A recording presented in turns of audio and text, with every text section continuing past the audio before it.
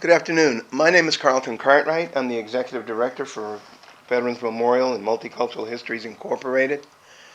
And today is Saturday, Oc- Eighth. October 8th, 2022. And we're here at the Lake Ashton Country Club? Clubhouse. Clubhouse. Okay, all right.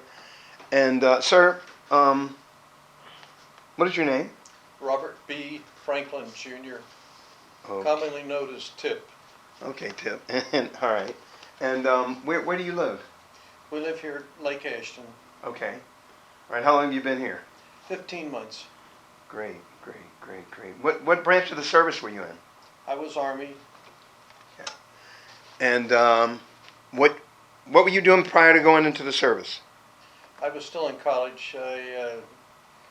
My father was a West Pointer, so we traced all around, and I decided I didn't want anything to do with the military until I got to the University of Maryland, went through the ROTC program, thought this is pretty good, so I volunteered for the draft in 1958, and got about halfway through basic training, and my knees had problems with them, had not had them cut at that time.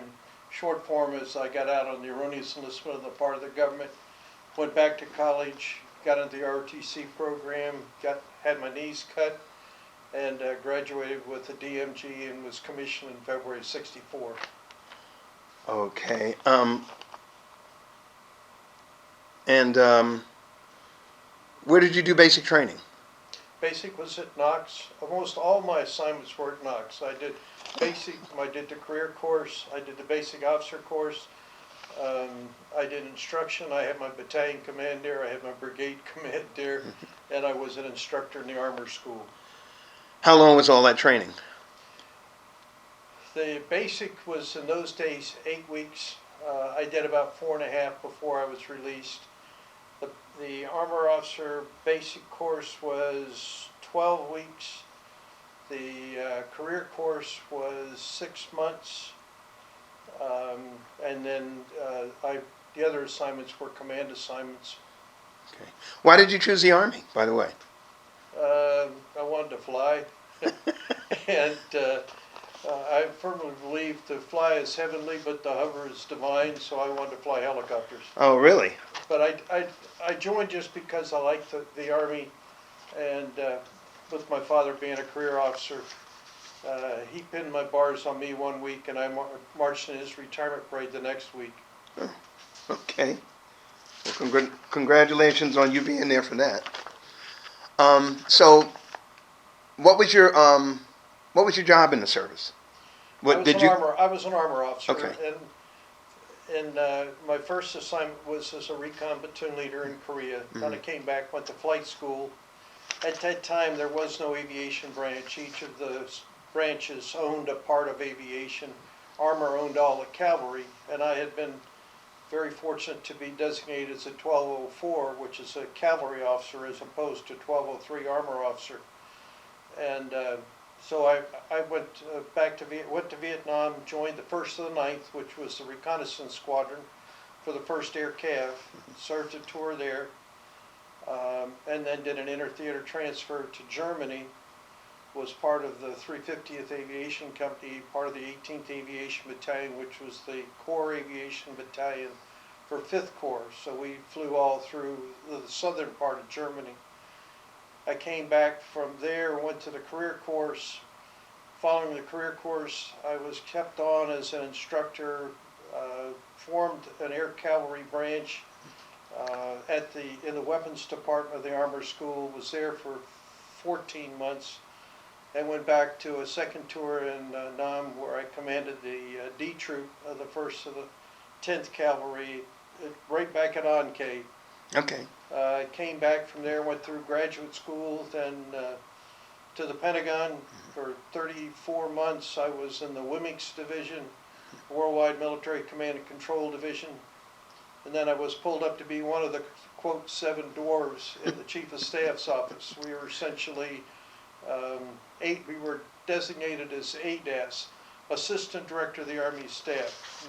The two staff agencies that I was responsible for was Desk Ops and Chief of Military History. So anything that went into the Vice's office, the Chief's office, or the Director of the Army Staff's office, coming or going, went across my desk. Okay. Finished that, went to Battalion Command back at Knox. Finished that, went to Recruiting Command as a district commander in Columbus, Ohio. Then to the War College. Then I had I got pulled off of orders going to Desper to be the Accessions Division Chief, and was sent to Los Angeles, where I commanded the Forward Military Support Element for the '84 Olympics. When that ended in September, I was returned to D.C., where I became the White House Liaison Officer for the '85 inaugural. Once that was over, I was shipped through some command courses and took over the 1st Brigade, the Armorosa Training Brigade at Knox. That was a 2-year assignment, and then I got selected to be the executive assistant to the Commander-in-Chief Forces Command, and that was the last 49 months of my career. Okay. How long were you in Korea? It was a 12-and-a-half-month tour. 12 months, 16 days, which then it made it count as 13 months. Right, and a couple of questions. Did you, while you were there, did you were you any military conflicts? This was in 64, 65. The short answer was no. The longer answer is, yeah, I think so. We had a now unclassified mission to provide radar support to the 9th and 20th ROC divisions that were deployed along the DMZ. And I would deploy my troops at night and checking on them. A couple times I think we drew some sniper rounds, but nothing ever hit us, and so I can't tell you for sure. Okay, all right. So, speaking of which, casualties. Were there were no casualties from your unit? The war was over at that time. Uh-huh. It was strictly peacetime. The residual was good. We spent about, I guess, 7.5 months of the 12.5 months I was there in the field, either on maneuvers or being umpires or being aggressors for other people. Right. And I remember we were coming up to the top of a ridge line one time, and one of my sergeants who had fought in Korea said, "Sir, we laid," and I can't remember the number, was 1.5 or 3.5 million mines in that valley that we had just come through. Wow. So, and occasionally you running around through the DMZ, you would find mines that had washed down out of the hills and were in the ditch along the side of the road. Did you say 1.5 million? 1.5 million. Literally. Look, well, I took. Well, that's the sergeant. but Jesus, but okay, all right. So again, then, well, that really took me back. So the people in the economy, the Koreans, did you interact with them? Very much so. And how did that go? What was that like? Well, every month we would have an alert, and the way it was set up is we had an initial deployment position, which we would go out to, and then about 3 or 4 times a year we'd go on into someplace else. But the Koreans knew before we knew that there was an alert coming, and so when we go into our forward deployed position, or initial deployment position, they would be there with Cokes and cookies and candies and stuff. So we got to know some of them fairly well. Plus we had some of the Koreans worked on the compound. Officers weren't allowed off post unless it were, but we did have some interface with them. Okay, and what was I going to ask you? Okay, so you say you were there for 13 months, and there were no casualties. Oh, as far as those mines are concerned, right?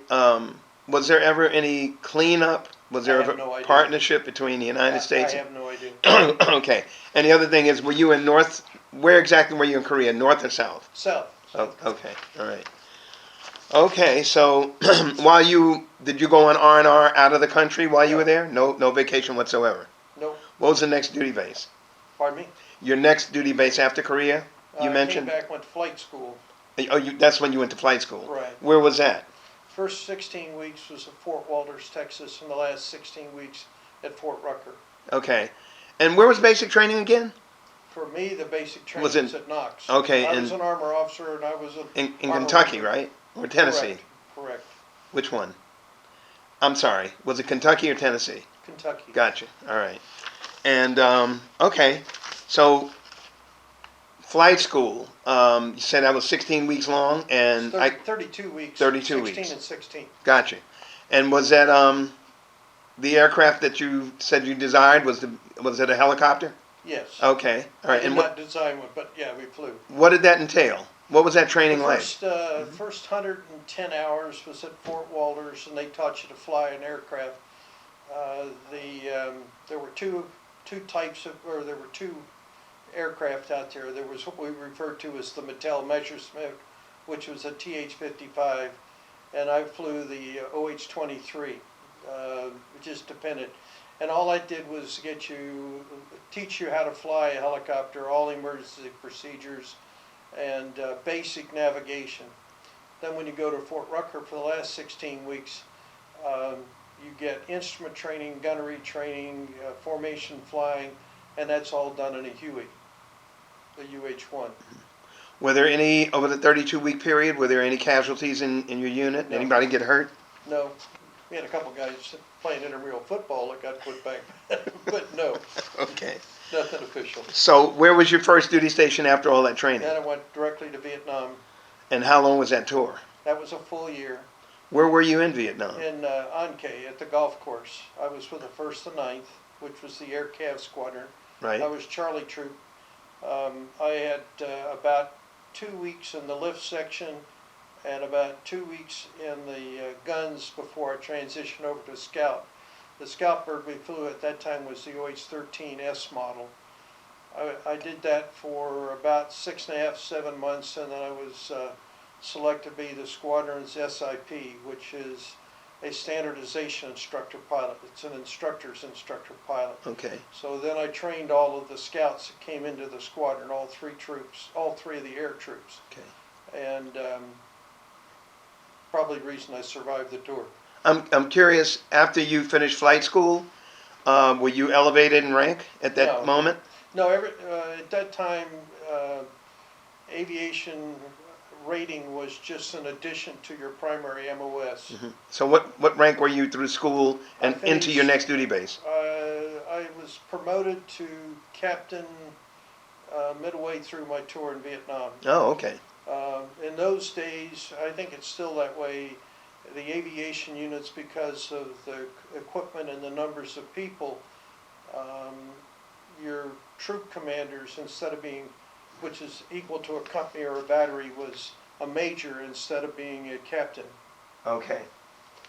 So we had a couple of majors at the squadron headquarters. The troops were all majors. The squadron commander was a lieutenant colonel, Mm-hmm. and so we were the first air cavalry unit that was ever deployed, and I was, quote, second generation. The people I met up with had been part of the 11th Air Assault Division that had trained and formed at Benning and then deployed as a unit, and then they diffused them about 6 or 7 months into their tour, and they brought new people in, and that's how I wound up in the squadron. When you said Benning, you mean Fort Benning, Georgia? Fort Benning, Georgia was the home of the 11th Air Assault Division. Oh, okay.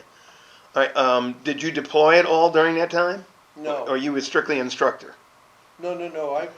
My first 8 months, I was either a gun pilot or a scout pilot. Gun pilot?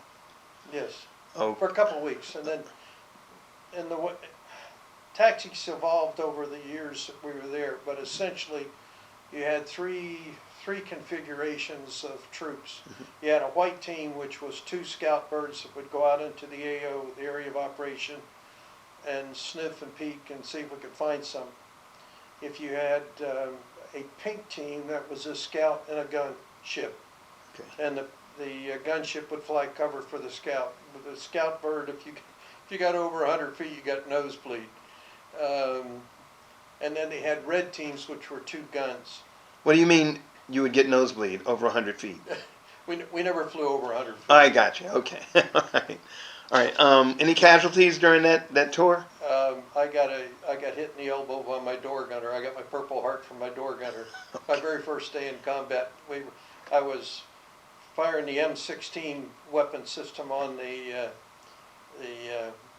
gunship, and the aircraft commander was firing the rockets, and he banked the aircraft to the left, and the door gunner tracked all the way in, and a round came up and hit the collective and splattered back up into my elbow. Wow. Nothing serious. No? No. How long were you out of commission? Nothing. No. I Okay. went to the aid station at the end of the day, got 3 big Band-Aids. And so this is Vietnam now, right? This is Tom. Right. And so how long were you there? 12 months for that tour. Were there any casualties in your Yes. unit?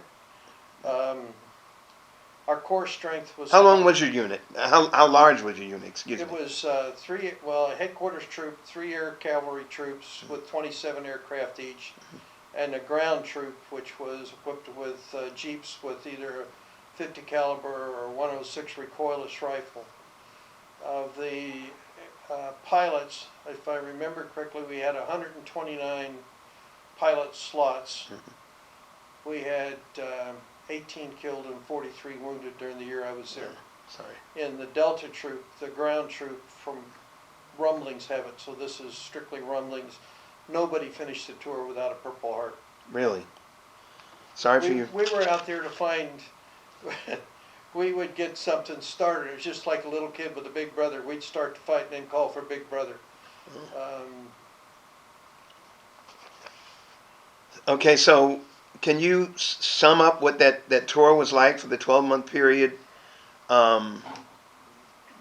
Regarding the conflict, regarding the civilians. Yeah, this was in 65 or 66, 67. Okay.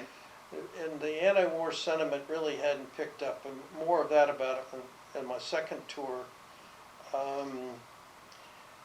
The 1st and 9th was like a very closely knit football team. I knew that I could do what I did because every pilot in that squadron would crash and burn to come get me if I went down. Not a doubt in my mind. Mm-hmm. And that gives you a tremendous amount of confidence.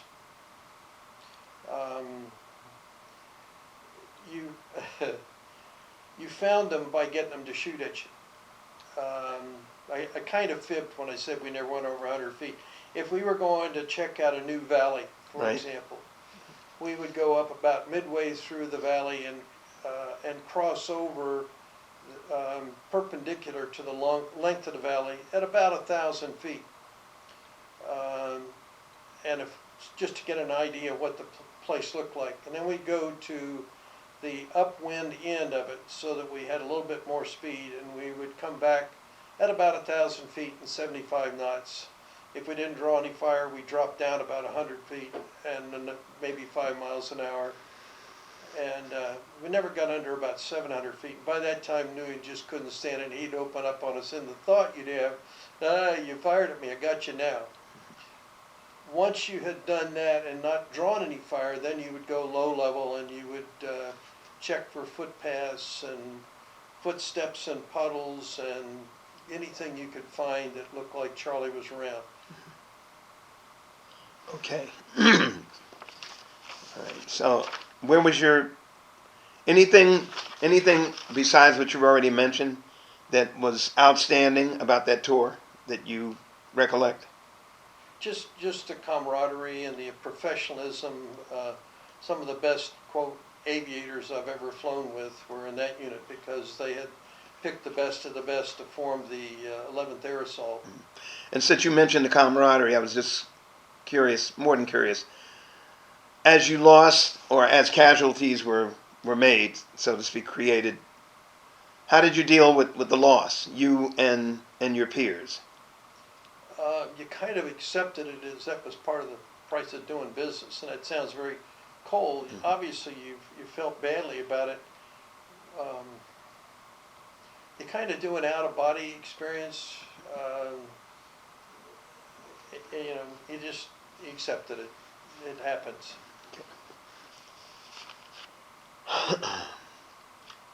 I understand. Did you get any R&R during that period? No, No, just when straight R&R, through? yeah, I went to Bangkok. What was that like? I saw a herpetarium, which the snake farm, which two 15 and a half foot king cobras with bodies about that thick, Oh, God. and the farmer's market, and it was in the late fall, so I used it as a way to shop for Christmas presents for the family back home. Right. How was the Thai food? Pardon me? You said you went to Bangkok. Yes. How was the Thai food? Did you eat while you were there? No. Oh, No. no, you didn't trust the food? No. Yeah. You'd we ate in the hotel, which was an R&R hotel, Right. and so they had kind of an Americanized. But if you went to a one of the local restaurants, you'd watch the Thai eat, and they'd shake on hot sauce, eat something, grab water, and then pour on some more hot sauce. It was very hot. That was very hot. Okay. All right, so after that tour in Vietnam, where was your next base? Went to Germany. I spent the first 6 months as the Battalion S1, Where? and it was in Hanau. How long was that tour? That was I was there 14 months. Okay, now, go ahead. Yes, sir. We were flying out of Fliegerhorst, which was Goering's private airfield. What year was that? This was in 67, 68. Okay. Uh, you, we still had bullet holes in the face of the hangar, and when you'd be on approach after a rainstorm, you could look down and you could see bomb craters filled with water in the woods that were surrounding the place. But it was great. The Germans were great. It was a great tour. Good pressure reliever. What in those days you got generally 2 years between tours in Vietnam. So I spent 14 months there. Then I came home, had a month's leave. Then the 6 months of the career course, and I was on orders to go back to Vietnam, and got pulled off orders. Two of us were pulled off orders. One of them, a good friend of mine, went to the command and staff department, and I went to the weapons department. I was given a building and two non-commissioned officers and said, go build these 6 courses of instruction, starting with Aero Scout and inclusions in the basic course, the career course, a senior officer course. And by the time we left, we had an operating model of every weapons system, aviation weapons system in the Army inventory, and we were teaching classes. So I had actually submitted my papers to resign because I could see going back. I knew I was going back to Vietnam. By the time I had left Vietnam, the first tour, the rank structure had gotten aligned with what the TO&E said, and I could see me going right back and being a platoon leader, and I didn't want to do that. So Armor Branch called me and said, no, we'll send you back command recommended, meaning I'd get a troop. And in the interim period, the commanding general of Fort Knox had approached me and said, I'd like you to be my aide. I'm going 3 months before you are. I'll keep my aide for 3 months, and so I get used to it. Call me when you get there. So we were diverted from landing at Saigon to landing at Cam Ranh because of weather. So I called the guy, and he said, no, you're going to An Khe, and you're going to take over D Troop as the troop commander. So it was very fortunate. I was on the selection list, promotion list for major, but I had not been promoted. But I was given the assignment as a troop commander. I kept that command for 9.5 months.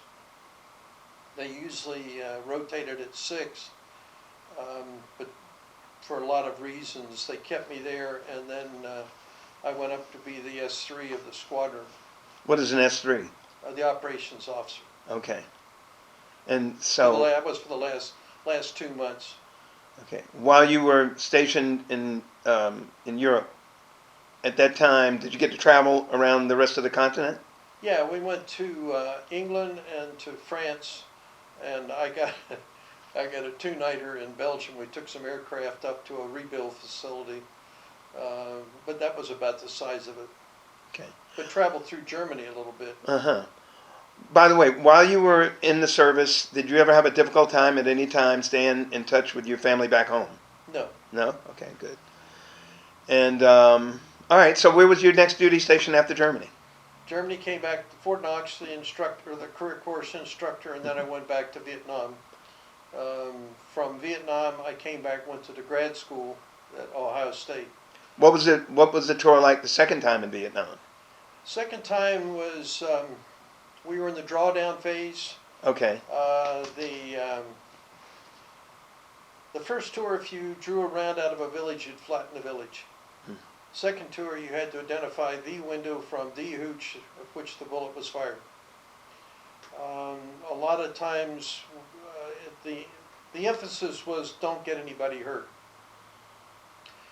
When I went back to the second time, I was assigned a D troop of the 1st of the 10th, which was the cavalry squadron of the 4th ID. That was in October. The division went home in late November, early December, and they retained a force of people, including my troop, and formed a unit called Task Force Ivy, which was given the mission of keeping the Highway 19, open from Quy Nhon, the port city, through An Khê over to Pleiku up in the Central Highlands. So we were the aviation unit assigned for that, to do the reconnaissance, route reconnaissance, TAR, tactical area responsibility, screening, and essentially keep the highway open. By the time I got back, in the old days we'd send 2 H-13s out by themselves.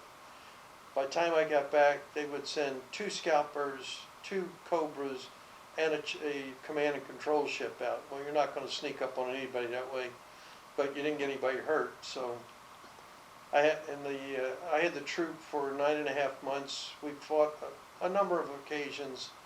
I had 1 of my riflemen killed and 2 of my pilots wounded. Wow. We just weren't allowed to do it. I got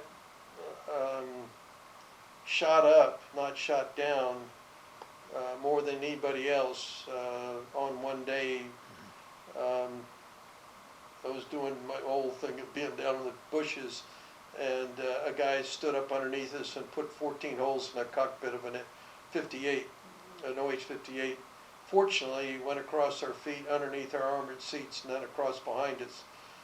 As far as he knows, we're still flying, but the aircraft, the self-sealing fuel tank evidently didn't self-seal, and my chase bird started pointing at it when we were going back, because the observer that I had was Major Tom Barnes, who was the artillery FO, Fort Observer, and his pants leg on the left side, and he was sitting to my left, was all blown away. I was concerned that maybe he'd been hit in the leg, so I had both controls to the stops almost, heading back to An Khê, because we were 33 kilometers north, and his face was white, and mine probably was too. But anyhow, my chase bird, I had a minigun, so I wasn't as fast as my chase bird, and he came up and was pointing like that, and I kicked it in the slip, and I could see fuel just streaming out. Looked over in the bubble, and there was fuel all slush around there, so I saw one of the ground troops about halfway back to An Khê, and I put it on the ground, and just nobody smoked. And the whole thing, it started by, I'd sent out a couple of my scout birds on a morning reconnaissance, and they found 11 rucksacks belonging to the 99th Sapper Company that had been in country 3 weeks, as it turned out. So the reason Tom was with me, again going back to the rules, Right. you were not allowed to insert your rifle platoon unless you had prepped the LZ. Well, it took him 45. The only gun that would hit that was a 175 at the 33-kilometer range. It had a circular air probable of 300 meters. It took him 45 minutes to get around anywhere close to the LZ. But anyhow, we got him in, and they gave me a platoon of the 173rd. So we inserted them to the east and started pushing on these folks. Then I had to go get refueled. And when I got back, somebody had started both of them moving toward each other, and they couldn't talk to each other. So I was hovering back and forth trying to find them. Mm-hmm. and that's when Nguyen got me. That's when what? The Nguyen, my favorite pal Nguyen, the North Korean, stood up with an AK and zipped us. Gotcha. So, how many casualties did you suffer the second tour? What, like I say, one of my riflemen was killed and two of my pilots drew very minor wounds. Okay. Had a couple close calls. One guy had the wire on his boom mic on his helmet cut Right. for the round that came through the windshield, but it didn't touch him. Lucky. Yeah. Very fortunate. Okay, so how was the tour at that time besides the conflicts? Uh, like I say, very frustrating because the reins were pulled so tight. Mm. It's like combat is not unlike a football field. It's he who hits the hardest first wins, and we were kind of fighting with one hand tied behind us.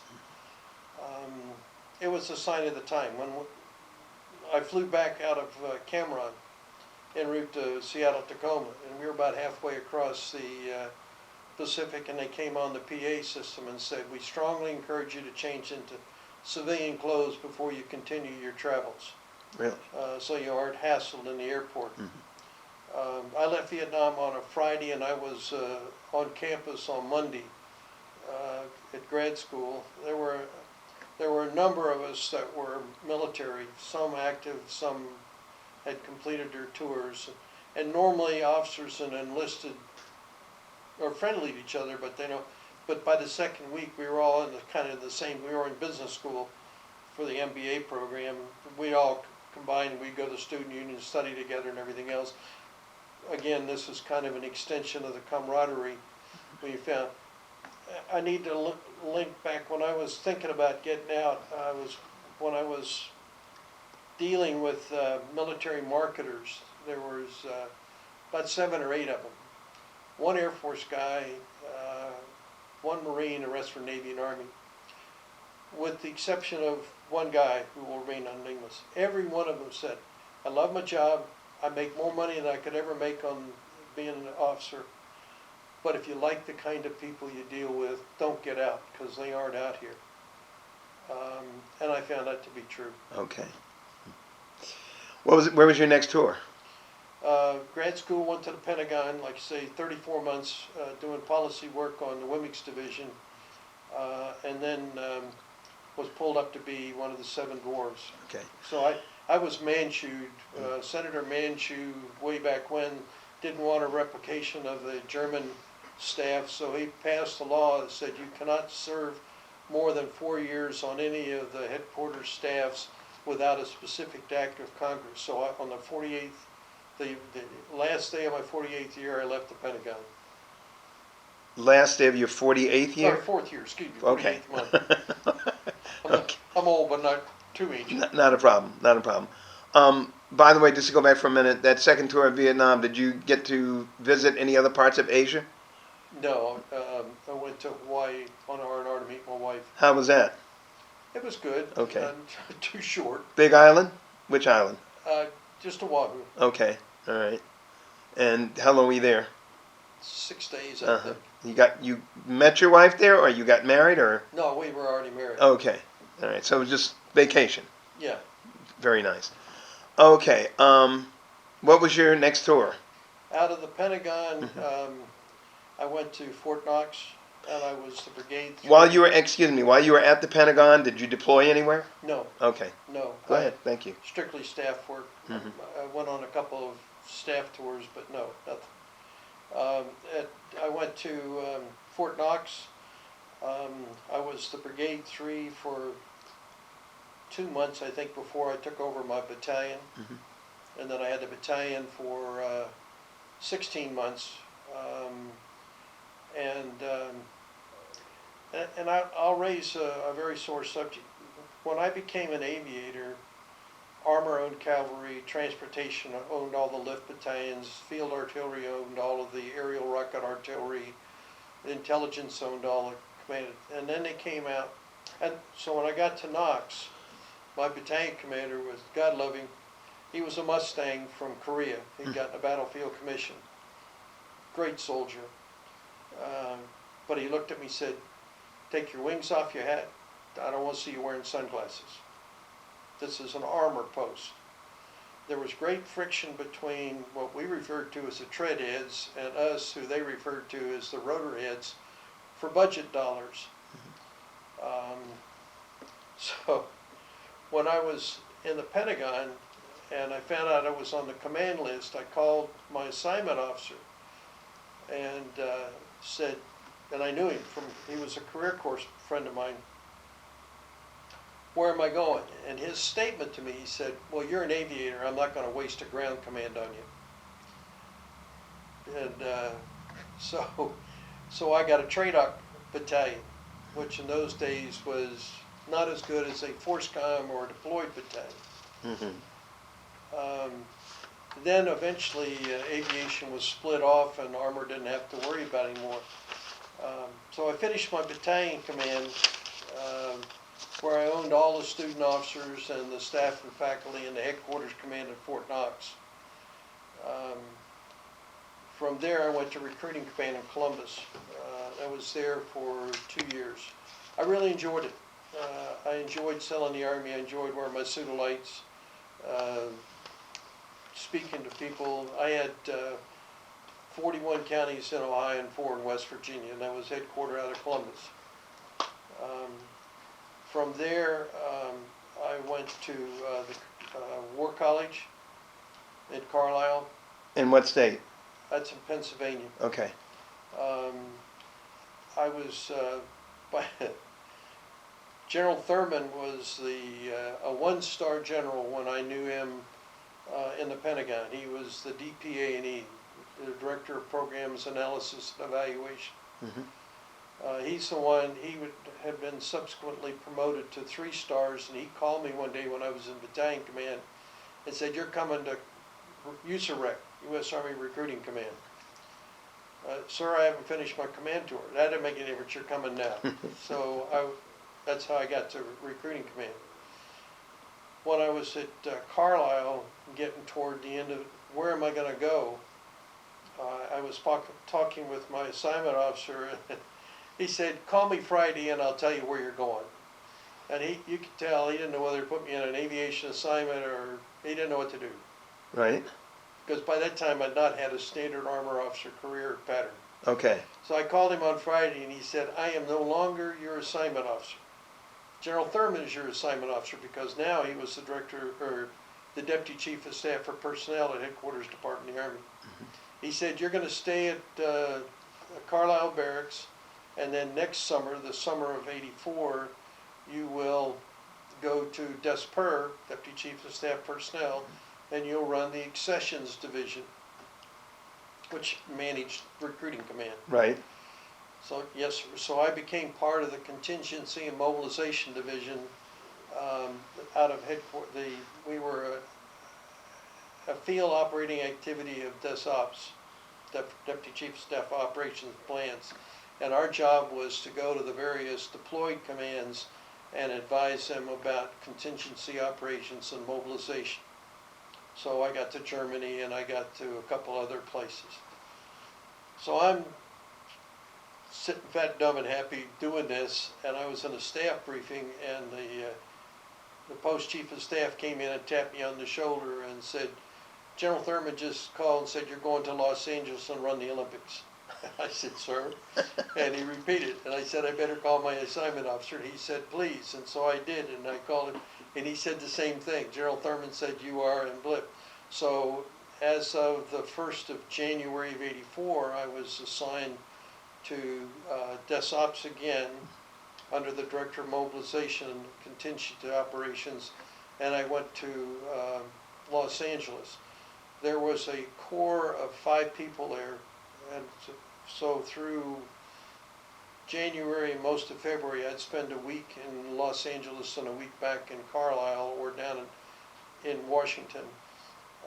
And it was probably the most rewarding assignment I had, because nobody had ever done it before. So there was no SOP, there was no preconceived notions. And so I sat down in a motel with FM 101-5, which is the staff manual, and I built an organization, a joint organization. to do the things. Our job was to interface with the public safety, the law enforcement elements out there. So by the end of the time, we had a battalion of aircraft from the National Guard. We had 72 EOD techs, 16 swimmers. We had built 6 communication nets. We'd done all of the intrusion detection systems around the villages. What is a swimmer? An EOD swimmer. Story. Each morning we had to, during the operational phase, we had to send a 24-hour summary of activities back to the Pentagon. So they briefed somebody back there. Well, the Queen Mary was there, and because it was considered to be a target, because there was a lot of VIPs housed, there were a lot of VIPs housed there, we would send swimmers underneath that every morning to search for bombs.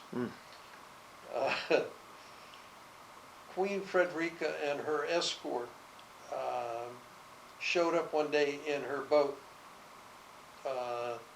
And so the entry that the next day was Queen Frederica and whoever it was arrived at 6:40. Next entry, we searched the Queen's bottom at 6:30. So I got a phone call on that one. I hear you. And please forgive me, where was this again? Los Angeles, the '84 Olympics. What okay, what country was this queen from? She was from Denmark or Sweden. Really? Okay. Yeah. Anyhow, so because I had then come out on the command list, they had to do something with me. So we had to be off of TDY. The funding ended the 30th September.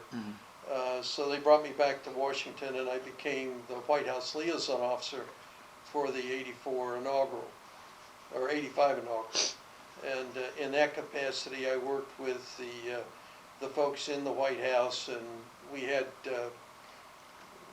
people from all the services. So I was very fortunate. I had 2 joint assignments, and that ended in obviously with the inaugural in end of January. I went through some pre-command courses, and I took over my brigade in June of '85 and held it for 2 years, and then reported to Forces Command as the executive assistant. At that time, it was in the process of being converted from U.S. Army Forces Command, which was a 4-star command, to a joint command called Sync Force-Com. And so General Pilaster was the first 4-star that I worked with. He was there for 22 months and retired. Then General Powell came back out of Germany en route to be the chairman, and he was there for 6 months. And then General Burba showed up, and I was with him for 21 months. I had 27 plus years in. The general that I worked or reported to in the Olympics had retired and had gone to work with TRW as an advisor. He knew that I was in Atlanta, and TRW wanted to get some Olympic work. When General Powell was there, when the bid committee was in town, he would lend me to go sit with them when the IOC people came in, and they would say, "Here's Franklin, he did it in LA," and I was able to tell them some of the problems and successes that we'd had. So then they won the job. TRW made me an offer I just couldn't turn down. Right. And I got out. Okay. And what year did you get out? 91? 91. Uh-huh. And where were you when you got out? In Atlanta. Okay. Forces Command. Fort McPherson's gone now. I think it has been converted to a movie theater. Uh-huh. Or a movie site. Okay. Interesting. Okay. So how long were you with TRW? I was with them 7.5 years, and then I got an offer from Lockheed that they were just starting up, and I went with them, and it was Lockheed Martin Canada, and they had transferred. What I did was intelligent transportation systems, which is essentially a command and control system for the traffic engineers. Mm. So when I wasn't in command, most of the other time I was in operations. So it was a very easy transition to build the system. When I was with TRW, we built a traffic management system for the city of Atlanta, the 5 counties, and the state. We built a building, a 4-story building with an operations center and the whole shooting works, and tied it all together for them. Okay. And what year did you retire from TRW? I transferred to Lockheed. Lockheed 7.5 years, so that would have been 98-ish. I think the last day, I think I showed up for work on the 2nd of January of 99. Like I say, we were assigned to Lockheed Martin Canada, one of their internal companies, because they didn't have enough volume, and we were doing pretty well. And then something happened, they got a lot of volume, and they didn't need the cross-border hassle of moving stuff back and forth, information and data and stuff. So we were assigned to Lockheed Martin, Owego, New York, who had just won a big job in Australia, and found out they had to pay so much in bonuses to get people to go to Australia that they lost money, so they got out of the business. So then I wound up down here. Okay. Just a few more questions. Besides the places that you already mentioned that you've traveled to, doesn't matter whether it was on vacation, whether it was, as a civilian or military person, any other places that you got to travel in the world that you haven't already mentioned? I've been to 28 or 29 countries. Mm-hmm. I've been to 50 states. Okay. Guam, Puerto Rico. So essentially in Europe, everything in Europe, in the UK, Ireland, Northern Ireland, Scotland. Didn't get to Wales. Mm-hmm.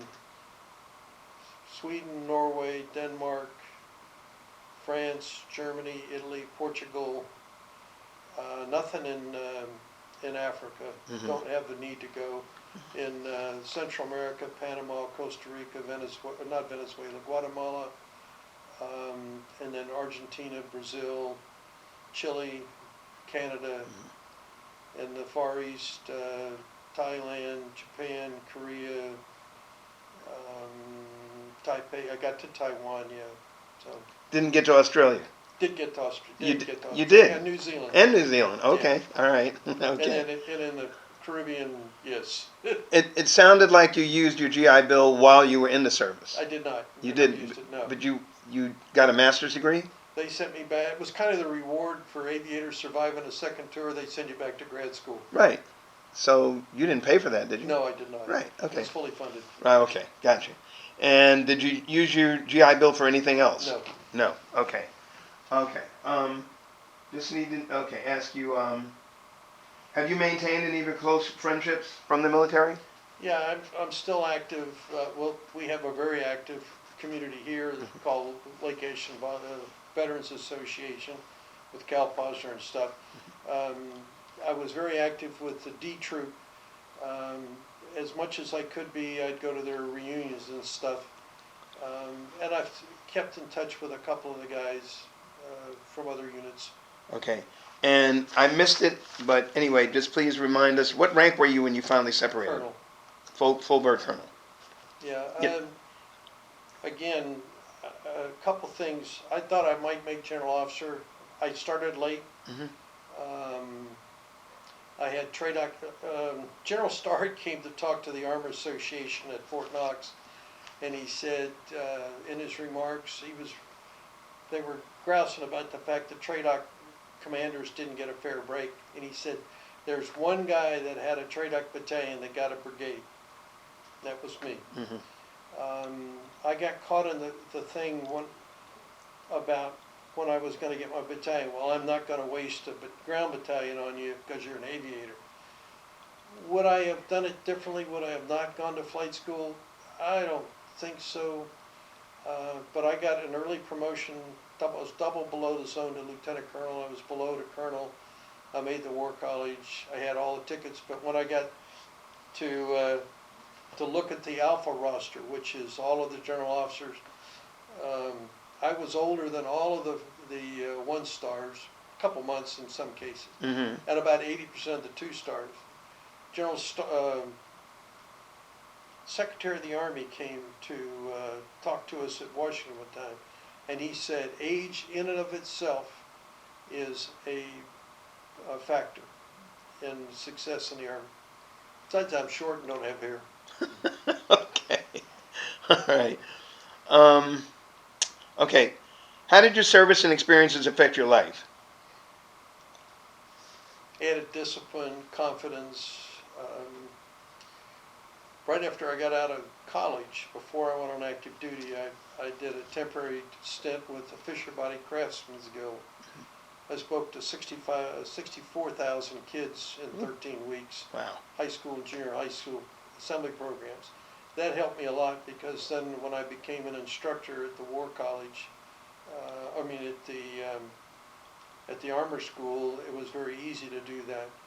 When I was at the War College, I was one of 6 of the students that was selected to be on the current affairs panel, and we went around and had programs with, I think it was 32 or 33 colleges and universities. This was in 82 and 83, and we still saw vestiges of the anti-military baby killer syndrome when we were out talking with colleges. Gotcha. And last question is, did your military experience influence your thinking about war or about the military in general? There's a saying outside Carlisle, not to prevent war, but to preserve the peace. General Powell had a wonderful saying. He said, don't go to war if you can at all possible, but if you go to war, go to war. I don't want to see us ever go to war because of what happens to people as a result of it, Right? but there are some times when you just got to stand up for what's right. I think it has made me a better person, my service. It's made me a little more confident. I wouldn't do it. I wouldn't change a thing. Gotcha. Is there anything else that you feel like you left out that you might like to add? Oh, I think you got it, Doug. Well, I want to thank you. I want to thank you for a wonderful interview, and I also want to thank you for your service. Oh, thank you. Thank you very much, Colonel.